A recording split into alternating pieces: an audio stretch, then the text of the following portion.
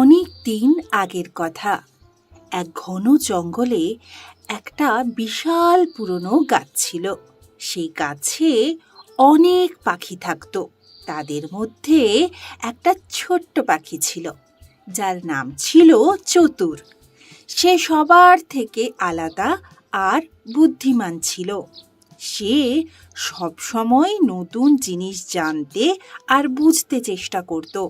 প্রতিদিন সকালে চতুর পাখি বহু দূরে উড়ে উড়ে যেত, আর যা কিছু নতুন দেখত তা ফিরে এসে গাছের বাকি পাখিদের জানাতো।